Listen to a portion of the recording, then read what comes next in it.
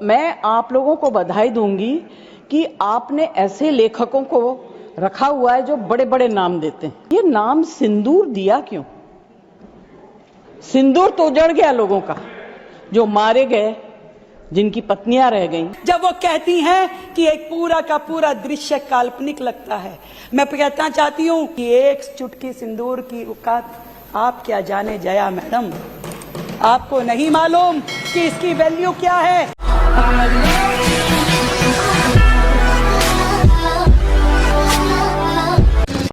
दोस्तों, आज से लगभग 5 से 6 दिन पहले जया बच्चन ने संसद के अंदर ऑपरेशन सिंदूर को लेकर एक ऐसा आपत्तिजनक बयान दिया था जिसकी कड़ी निंदा होनी चाहिए थी, जिसको लेकर हर किसी को जया बच्चन को घेरना चाहिए था। पर एक महिला सांसद होने के नाते और बूढ़ी होने के नाते ये बच गई और किसी ने इसकी बातों पर ध्यान नहीं दिया गया। पर आज इसे कायदे में लपेट लिया गया और इसकी उसी तरह से कुटाई लगाई गई है जिस तरह से कायदे में से समझाया जाना चाहिए था। दिल्ली की विधानसभा में आज दिल्ली की ही सीएम यानी कि रेखा गुप्ता ने न सिर्फ जया बच्चन को धोया बल्कि दिल्ली के दलालों यानी कि केजरीवाल और उसके गैंग वालों को भी अच्छे से लपेट दिया। कहा था तो आपने उसकी जिम्मेवारी क्यों नहीं ली? ये आप लोग थे, कांग्रेस की सरकार थी जिसके कारण से भारत के कश्मीर पे पाकिस्तान ने कब्जा किया और तत्कालिक प्रधानमंत्री उनके अपने नाना यूएन के पास दौड़ दौड़ के मध्यस्थता करा रहे थे और पूरा का पूरा कश्मीर का वो हिस्सा 13,000 किलोमीटर का वो हिस्सा पाकिस्तान को दे दिया। तब जिम्मेवारी उन्होंने क्यों नहीं ली? उन्होंने 1962 के भारत चीन के युद्ध की जिम्मेदारी क्यों नहीं ली? जब बिना हथियार के, बिना ठंड के कपड़ों के, बिना बारूद के हमारी सेना के हजारों सैनिक मर गए, तब उन्होंने जिम्मेवारी नहीं ली, बातें करते रहे। मैं पूछना चाहती हूं 1965 में जब भारत और पाक का युद्ध हुआ तब क्यों ये सरकार दबाव में आई थी? जीती हुई जमीनें वापस कर दी, समझौते कर लिए गए, मध्यस्थता करवाई यूएन और यूएस की, तब किस दबाव में थी? तब क्यों जिम्मेदारी नहीं ली? और साथ में बात करना चाहती हूँ 1971 के युद्ध की, जब भारत और पाकिस्तान का युद्ध था। सेनाओं ने तब भी शौर्य दिखाया, सेनाएं आज भी शौर्य दिखा रही हैं, पर तब जो सिंहासन पे बैठे हुए लोग होते थे उनमें निर्णय क्षमता नहीं होती थी। 93,000 बंदी पाकिस्तान के सैनिकों को बना लिया गया और बिना शर्त के छोड़ दिया गया। ना तो उसके बदले में पीओके मांगा गया, ना ही 54 सैनिक जो भारत के पाकिस्तान के पास थे उन्हें मांगा गया। मैं पूछना चाहती हूं उसकी जिम्मेदारी क्यों नहीं याद आई मैडम को? जब वो संसद में खड़े होकर के बोल रही थी तब क्यों शिमला समझौता कर लिया गया? मैं पूछना चाहती हूं 1984 में जब प्रधानमंत्री इंदिरा गांधी जी की मृत्यु हुई और तत्कालिक उनके बाद के प्रधानमंत्री राजीव गांधी खड़े होकर के ये कह रहे थे कि बड़ा पेड़ गिरता है तो धरती हिलती है, तब उन्हें जिम्मेदारी का बोध नहीं था कि उनके इस एक वाक्य ने पूरे के पूरे भारत में हजारों सिखों के घर बर्बाद कर दिए, उनका कत्लेआम कर दिया।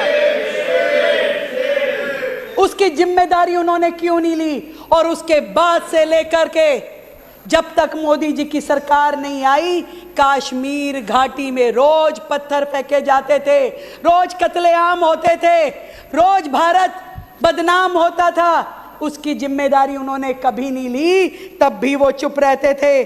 और इतने सारे कश्मीरी पंडितों का नरसंहार हुआ, पलायन हुआ, तब उनसे जिम्मेदारी नहीं ली गई। आज वो बात करती हैं कि जिम्मेदारी लीजिए। जिम्मेदारी लेने के बाद ही तो यहाँ बैठे हैं।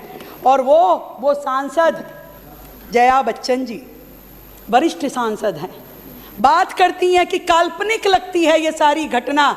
मैं उन्हें बताना चाहती हूँ आज इस सदन के माध्यम से, अभिनय की कला अलग है और संसद की गरिमा अलग है।